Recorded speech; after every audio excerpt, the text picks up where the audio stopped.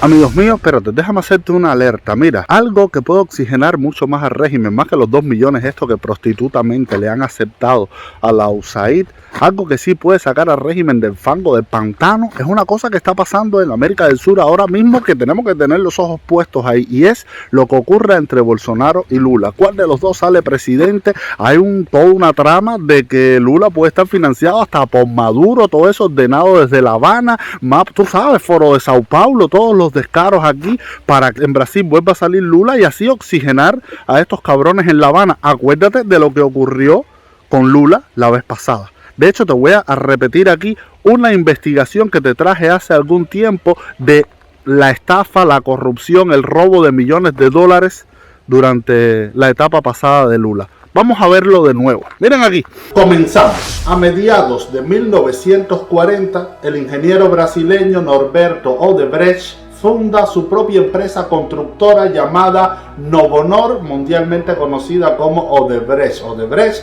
cuyos negocios abarcan ingeniería y construcción, inmobiliaria, defensa, transporte, bueno, muchas ramas. Pero también es una de las empresas con los mayores casos de corrupción y lavado de dinero en Latinoamérica. Producto de esto, en Brasil se abrió una investigación denominada Operación Lava Jato para investigar todos los actos de sobornos hechos por esta empresa en América Latina y fuera de ella. Marcelo Odebrecht, nieto del fundador y expresidente de Odebrecht, pagó entre 2001 y 2006, escuchen, cerca de 788 millones de dólares en sobornos, asociándose con más de 100 proyectos en 12 países. Algunos ejemplos de soborno, no sé, mira, Angola, más de 50 millones, Argentina, más de 35 millones de dólares, República Dominicana, más de 92 millones de dólares, en el propio Brasil, 349 millones de dólares, en Venezuela, cerca de 98 millones, que además en Venezuela ustedes saben que es una base de Cuba, todo está mezclado ahí, chupando 98 millones de dólares. Imagínense ustedes que el 8 de marzo de 2016, este Marcelo Odebrecht fue condenado a 19 años y 4 meses de prisión. Ahora, ¿qué tiene que ver todo esto con Cuba? ¿Se embarró Cuba también en todo este fanguero? Por supuesto, pero por supuesto, hongo lo que sí. Vamos allá. El Partido de los Trabajadores de Brasil llegó al poder en 2002 con Lula da Silva a la cabeza. Lula, un amiguito de los Castro desde hacía más de 20 años, fan a la dictadura cubana. No, mejor imposible. Bajo su mandato, Odebrecht y el régimen hicieron un montón de negocios sucios, pero más sucios que las orejas de Canela. ¿Cómo lo ves? Sucio, muy sucio. Para los años 2013-2014, en Cuba se respiraba un supuesto aire de cambio. Las negociaciones con Obama estaban a punto de caramelo. Bueno, a punto de caramelo no, caramelo para Raúl y Obama de punto. Lula sabía que si la cosa cambiaba, China y Venezuela iban a meter las manos en Cuba al momento, tú sabes, si se acabó el embargo, vamos a pastelón, y él no quería quedarse fuera, Lula no quería quedarse fuera. Entonces, oye esto, Marcelo Odebrecht reveló en sus declaraciones ante la justicia, de su boca, que Lula le pidió hacer un proyecto en Cuba por razones ideológicas. Toda la operación de Odebrecht con el régimen tenía que ser en secreto. Lula se coló en Cuba en plan de negocios, olfateando por aquí y por allá. Y entonces, bingo, cuadró con Odebrecht. ¿Qué cosa? Bueno, con Odebrecht, con los Castro, con López Calleja, con toda la cúpula. La construcción del puerto del Mariel. Tremendo negocio, suculento. Si quitaban el embargo y volvía el comercio a la isla, ese puerto, esa zona especial, sería la gallina de los huevos de oro. Según el propio Raúl Castro, ese puerto era la base para alcanzar el despegue económico de Cuba. Ahora empecemos con lo macabro. Vamos a ver si se cumplió todo esto. Vamos a empezar. Empezamos con Drosys. ¿Qué cosa es Drosys? Drosys es un sistema secreto de contabilidad utilizado por la División de Operaciones Estructuradas de Odebrecht. Sus servidores informáticos estaban en Suiza. Fue creado para rastrear los pagos de sobornos y otros gastos que no podían salir en las cuentas auditadas de la empresa. Por eso todo esto de secreto. Muchos de estos documentos, principalmente correos electrónicos, fueron desclasificados y gracias a esto es que se sabe lo que se sabe. Más de 13.000 documentos. Entre ellos hay documentos con referencias a un pago de 8.44 millones. Este documento contiene una frase en inglés muy esclarecedora. Mariel Port Cuba Conquest. Conquista de Puerto del Mariel, Cuba. Tallas turbias aquí. Pero ahora viene un dato interesante. ¿Quién dirigió las operaciones de Odebrecht en Cuba? Un hombre llamado Mauro Webb. ¿Dónde vivía Mauro? En Miami. Desde allí lo dirigió todo, trabajando con el régimen desde la ciudad del exilio histórico. Y este hombre se forró. Bueno, fíjate tú que en 2012 creó la compañía Index Miami, que se mueve en el sector inmobiliario. A la par estaba a cargo de las operaciones en la isla, pero además compró un condominio en Miami ese mismo año para venderlo en 2018 por $240.000. Mira tú cuánta gente haciendo dinero con el pueblo cubano, a costa del pueblo cubano, a costa del régimen, hasta en el propio Miami.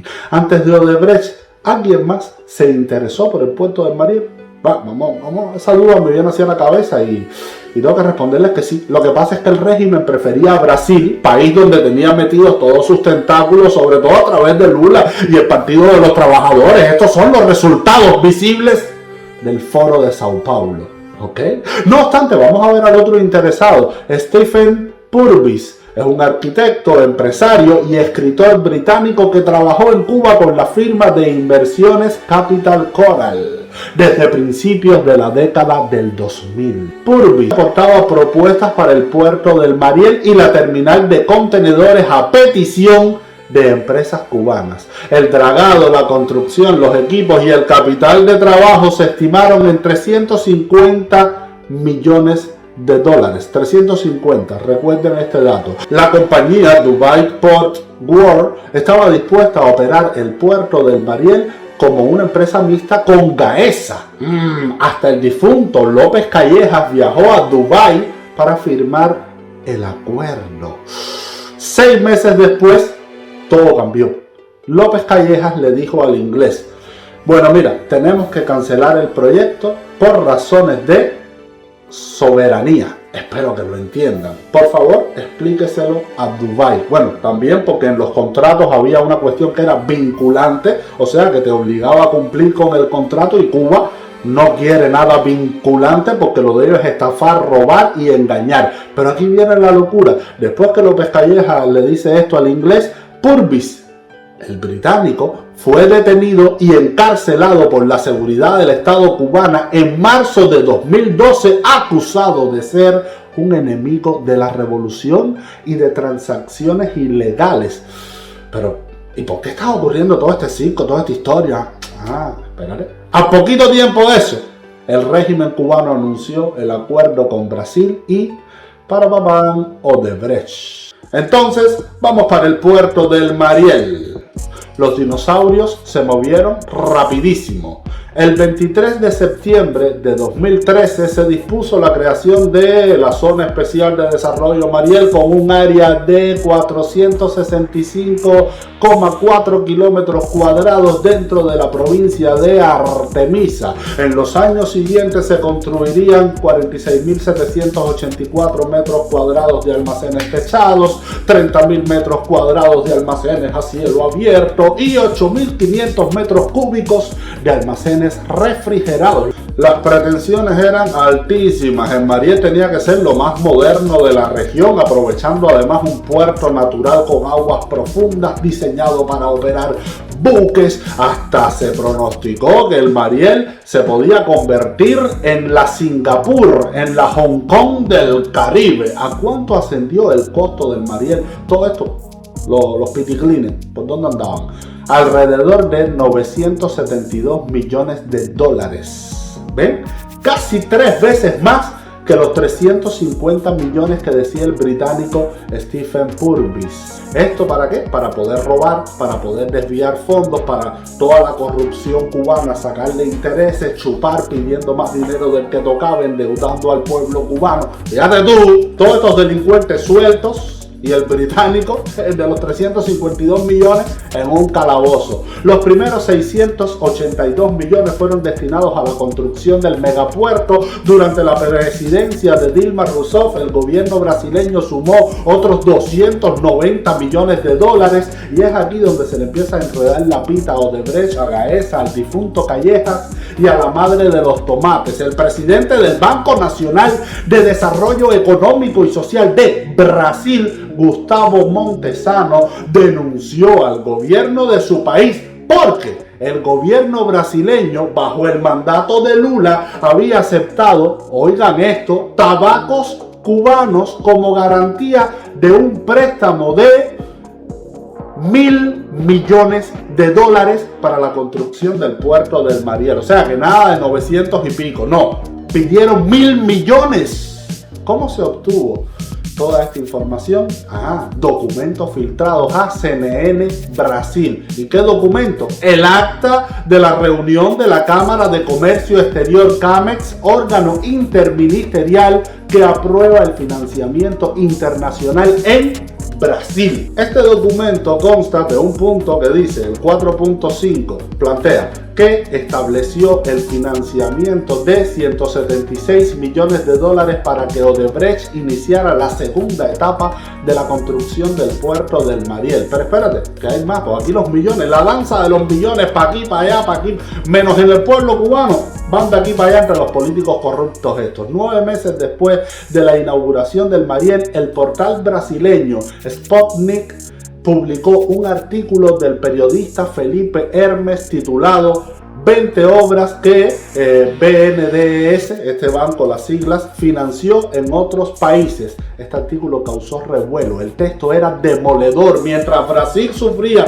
grandes problemas de infraestructura, el banco, con el 4% del PIB del país, financiaba obras en otros países.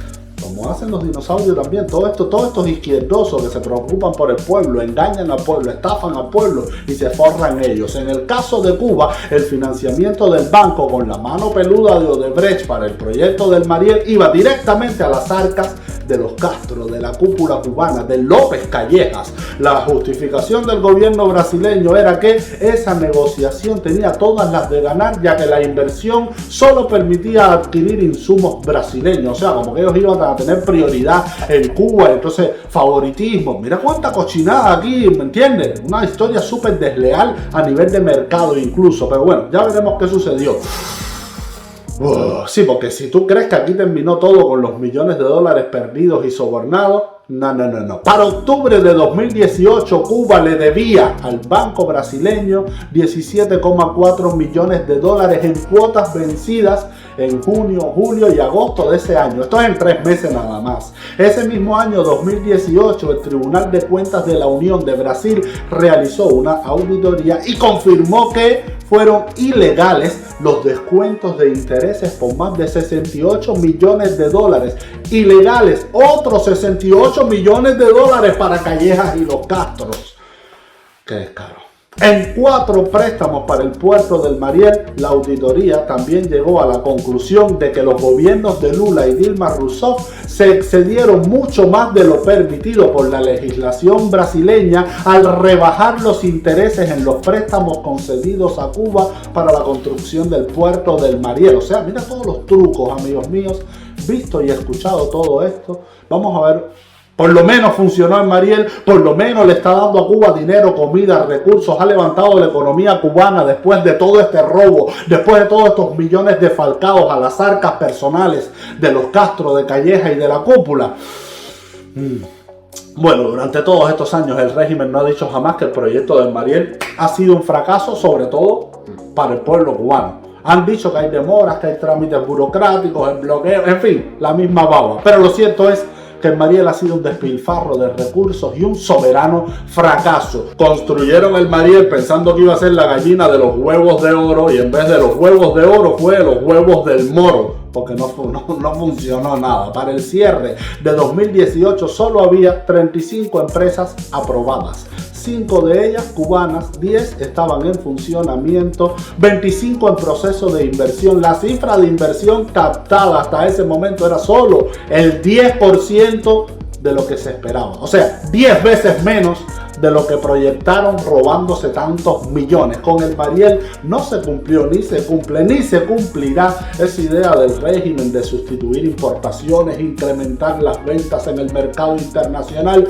y crear nuevas fuentes de empleo. Nada de eso. La idea de tener un espacio donde lo mismo se procesara el petróleo de la zona norte de Cuba, se crearan parques industriales apoyados por la posición geográfica del puerto, siendo un centro de rutas importantes, toda esa basofia quedó en el olvido, porque nada de eso va a funcionar en un país comunista totalitario como es Cuba. Ok, bájense de esa nube. Pero además están las constantes quejas de los empresarios, precisamente por toda la burocracia, por los trámites, que no se puede hacer nada. Entonces, el sistema es el fracaso de Cuba. El sistema, la falta de infraestructura ha sido otro fiasco del proyecto del Mariel. Hay problemas con los ferrocarriles, servicios pésimos de electricidad, de agua, alcantarillado, drenaje, gas, telecomunicaciones, el internet de banda ancha falla. Todo esto está por el piso, ¿ok?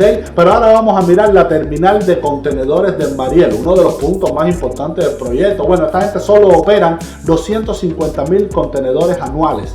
250,000 que tú dices, es una cantidad insignificante si la comparamos con la de Panamá y Jamaica, que juntos manipulan más de 10 millones de contenedores al año. Ay, amigos míos, qué fracaso. Yo me pregunto ahora, ¿dónde están estas inversiones millonarias entre Odebrecht y Gaesa? ¿Dónde metieron el difunto Callejas y Raúl todos estos millones, 1.000 millones de dólares? Bueno, saquen la cuenta que después de todas estas investigaciones, Lula por allá terminó con la fiscalía le pedía 9 años y medio de prisión por también tejemanejes con Petrobras. Tú sabes, robo a mano armada por todos lados. Así que nada, yo les traigo esta investigación nuevamente para refrescar la memoria y saber en qué no podemos caer de nuevo, ¿ok? Ojos puestos en Brasil. Terrible que estos cabrones vuelvan a coger oxígeno. Pero bueno, ojos puestos, a ver qué pasa. Nos vemos.